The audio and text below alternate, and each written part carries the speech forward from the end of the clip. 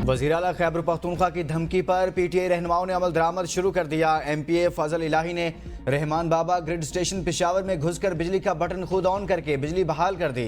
पेशावर में बिजली की लोड शेडिंग के खिलाफ एहतजाज किया गया। एहतजाज की क़यादत तहरीक इंसाफ के रुकन सूबाई असम्बली फजल इलाही ने की। मुजाहिरीन ने कहा लोड शेडिंग बंद न हुई तो ग्रिड स्टेशन का कंट्रोल अपने हाथ में ले लेंगे। फजल इलाही ने कहा हमारी बिजली बंद हुई तो इस्लामाबाद की भी बंद होगी। एहतजाज के बाद पेस्को हुकाम में मुज़ाकरात कामयाब, एहतजाज खत्म, मुजाहिरीन वापस लौट गए। ग्रिड स्टेशन किसी के बाप की जागीर नहीं, अमीर मकाम वज़ीर आला केपी पर फट पड़े। कहा कभी कहते हैं वापटा हाउस पर कब्जा कर लेंगे, कभी कहते हैं इस्लामाबाद पर चढ़ाई करेंगे, कभी किसी बैंक को बंद कराने की बात करते हैं। खुदा के बंदे ये असासे ना आपके बाप के हैं ना हमारे, ये पाकिस्तान के अवाम के हैं। इनको नुकसान पहुंचाना पाकिस्तान के अवाम को नुकसान पहुंचाना है। अवाम को गुमराह करके आपको कुछ हासिल नहीं होगा। धमकी आमेज हथकंडों से कब तक अवाम को धोखा देंगे? इसको सियासत और मैंडेट नहीं कहते।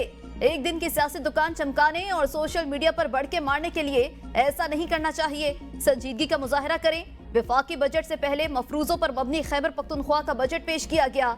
विफाक से पहले बजट पेश करना सूबे के अवाम की तौहीन है। खैबर पख्तूनख्वा को पता ही नहीं विफाक से कितना हिस्सा मिलेगा। ये चीख चिल्ली भी आगे की बात है।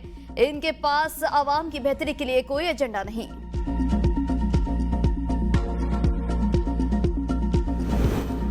मुल्क भर में बदतरीन लोड शेडिंग, मुल्क में शॉर्टफॉल बढ़ गया। शहरों में 8 घंटे तक गैर एलानी लोड शेडिंग, देहातों में 10-10 घंटे बिजली बंद, अवाम का बुरा हाल।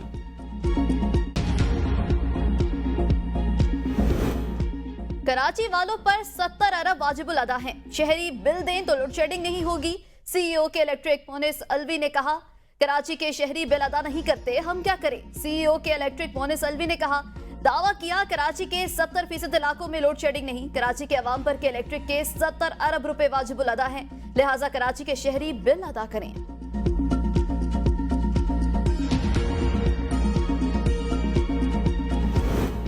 सिंध के वजीर सईद गनी लोड शेडिंग पर फट पड़े। के इलेक्ट्रिक पर कड़ी तनकीद। न्यूज कॉन्फ्रेंस में कहा कि इलेक्ट्रिक की पॉलिसी समझ से बालातर है। एक शख्स की सजा पूरे इलाके को देना कौन सा निजाम है। के इलेक्ट्रिक बिजली चोरी का मलबा आवाम पर डाल देता है। जो बिल नहीं देता या बिजली चोरी करता है उसकी बिजली काटी जाए। FIR दर्ज करें। बिल देने वालों को 24 घंटे बिजली फ्राहम की जाए। कोई इदारा अपनी जेब से खर्च करके किसी को बिजली नहीं दे सकता। बिल देने वालों को बिजली महंगी मिल रही है, इस मसले का हल निकलना चाहिए। सूरज अंगारे बरसाने लगा। मुल्क के बेशतर इलाके गर्मी की लपेट में। दादू और मोहनजोदाड़ो में पारा 50 को छू गया। सिंध और पंजाब के बेशतर अजला में झुलसाती गर्मी से शहरी ने ढाल। सखर, नवाबशाह और सिबी में दर्जा हरारत 48 रहा। लाहौर में 39 डिग्री की गर्मी 45 डिग्री महसूस की गई। कराची में 36 डिग्री की गर्मी 41 महसूस। इस्लामाबाद में 38 डिग्री की गर्मी 41 और पेशावर में 38 डिग्री की गर्मी 40 डिग्री महसूस की गई। PDMA का कहना है जुलाई और अगस्त में 100% ज्यादा बारिशें हो सकती हैं। गैर मुल्की सरमाकारी लाने का मिशन वज़ीर आज़म के ज़ेर सदार खुसूसी सरमाकारी सहूलत कौंसिल की एपेक्स कमेटी का इजलास। Army chief general Asim Munir भी इजलास में शरीक। अली अमीन गंडापुर समेत चारों सूबों के वज़ीर आला की भी शिरकत। गैर मुल्की सरमाकारी के हवाले से तबादला ख्याल। वज़ीर आज़म की दौरा अरब अमारात के मौका पर 10 अरब डॉलर्स की सरमाकारी बारे पेशरफ्त पर ब्रीफिंग। दोस्त ममालिक की सरमाकारी पर रिपोर्ट पेश। इजलास में दाखिली सिक्योरिटी सूरत हाल पर इजलास को आगाह किया जाएगा। वज़ीर दाखिला मोहसिन नकवी एंटी स्मगलिंग पर ब्रीफिंग देंगे। इजलास से कबल आर्मी की वज़ीर आज़म हाउस सामद शहबाज शरीफ से मुलाकात की।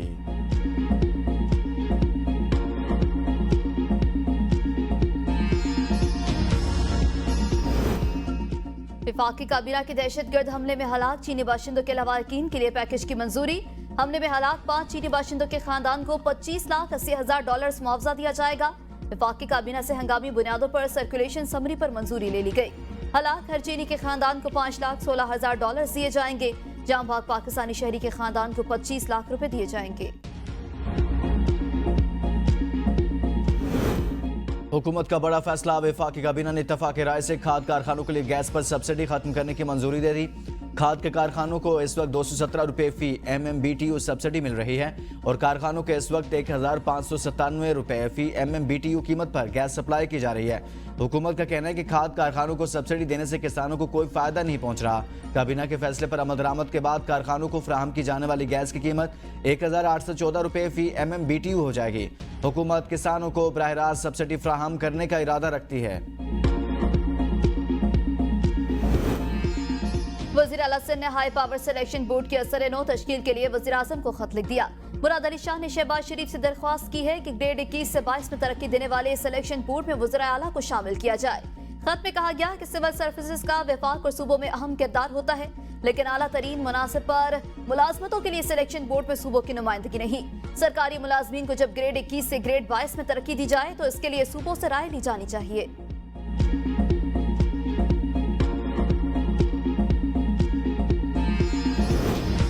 पावर सेक्टर मईशत के लिए बोझ सार्फिन के लिए सरदर्द बन गया। हुकूमत की कैपेसिटी पेमेंट्स की मद में खरबों की IPPs को अदायगियां सिर्फ 2 सालों में कैपेसिटी पेमेंट्स की मद में 1800 अरब रुपए की अदायगियां की गई। 2 सालों में 53 IPPs को अदायगियां की गई। अदायगियां 1824 अरब रुपए से जायद हैं।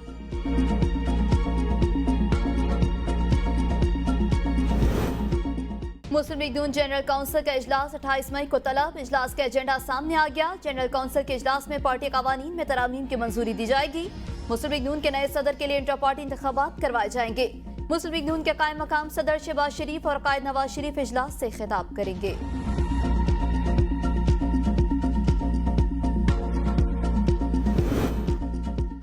पाकिस्तान और पाकिस्तानी अवाम के लिए अच्छे दिन आ रहे हैं। मरियम नवाज ने बयान में कहा, UAE की जानिब से 10 अरब डॉलर की सरमायाकारी के बयान का खैर मकदम करते हैं। मुस्बत मुआशी इशारिये पाकिस्तान के लिए बेहतर मुस्तकबिल की नवीद हैं। रोटी समेत दीगर अशिया के नर्ख में मजीद कमी होगी।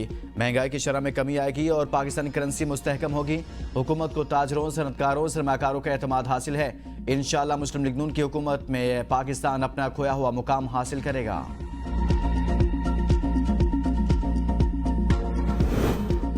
बानी PTI मरियम नवाज और उनके पापा के एहसाब पर सवार हैं। बैरिस्टर सैफ ने बयान में कहा, मरियम नवाज ऊंचे हथकंडों से बानी PTI का कुछ नहीं बिगाड़ सकती।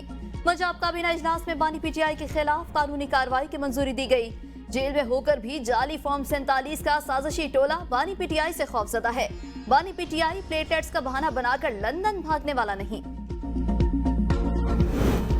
वज़ीर इत्तलात पंजाब अज़मा बुखारी ने बैरिस्टर सैफ के बयान पर रद्द-ए-अमल में कहा कि बानी PTI और इसके सरकर्दा कारिंदे रोजाना की बुनियाद पर नफरत और इश्तिआल अंगेजी फैला रहे हैं। मजीद इजाजत नहीं दी जाएगी। उन्होंने कहा कि बानी PTI को मिलने वाली सहूलियात पर दीगर कैदियों के भी एतराजात आ रहे हैं। बानी PTI कौम की नहीं, अपनी चोरियां छुपाने की जंग लड़ रहे हैं। उन्होंने मजीद कहा, बार बार कौम हमारे साथ है, कचूरन बेचना बंद कर दें।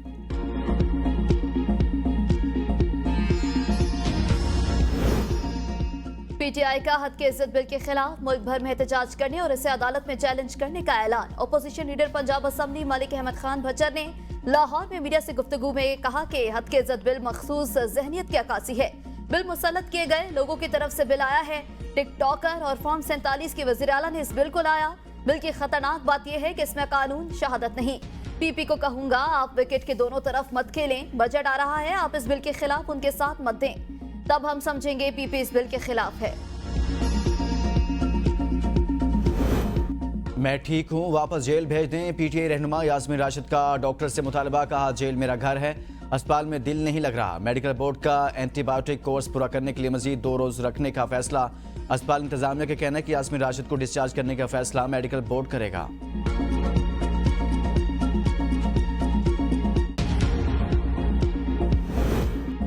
ऑडियो लीक केस में अली अमीन गंडापुर और शरीक मुल्जिम असद खान पर फर्द जुर्म के लिए 6 जून की तारीख मुकर्रर।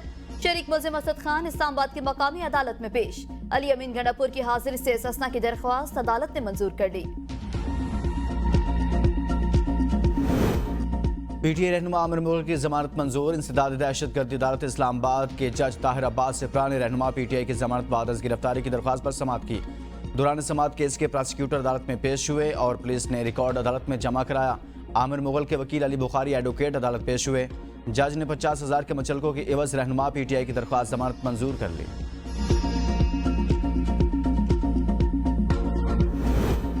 बाग आजाद कश्मीर में जमीन के तनाजे ने 3 अफराद की जान ले ली, 1 जख्मी। तोहरा कत्ल का वाकया बाग के नवाही गांव 20 बगला में पेश आया। वाकये के बाद पुलिस मौके पर पहुंच गई।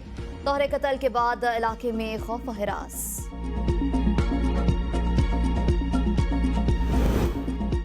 ठट्ठा में अलमनाक हादसा, तेज रफ्तार डंपर और सुजुकी में तसादुम, 5 अफराद जांबाक, मुतअद्दिद जख्मी। रेस्क्यू काम के मुताबिक हादसा तेज रफ्तारी के बायस पेश आया। जख्मियों में से कुछ की हालत तशवीशनाक। इस्लामाबाद पुलिस में मजीद तबादलों का फैसला, डीआईजी से मुहर्रर तक अखाड़ पिछाड़। डीआईजी ऑपरेशंस के ओहदे पर तैनाती के लिए लाहौर से अली रजा को लाने का फैसला। एसएसपी ऑपरेशंस जमील जफर भी तब्दील। बलूचिस्तान से एक पीएसपी ऑफिसर को तैनात किया जाएगा। हसन सरदार अहमद खान को एसएसपी लॉ एंड ऑर्डर तैनात कर दिया गया। एसपी सुहान असगर अली को एसपी वजीर आजम हाउस तैनात कर दिया गया। खैबर पख्तूनख्वा सूबे से वापस तब्दील होने वाले एसएसपी यासिर अफरीदी को भी अहम ओहदे पर तैनात करने का फैसला। थानों की सतह पर भी एसएचओज और तफ्तीशी अफसरान की डिवीजन सतह पर तब्दील किया जाएगा। थानों के तमाम मुहर्रर और नायब मुहर्रर भी तब्दील कर दिए जाएंगे।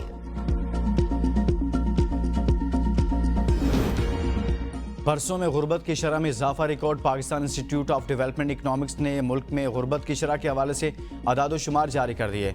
पाइड के मुताबिक बलूचिस्तान में 70%, खैबर पख्तूनख्वा में 48%, सिंध 45%, पंजाब में 30% लोग गुर्बत का शिकार हैं।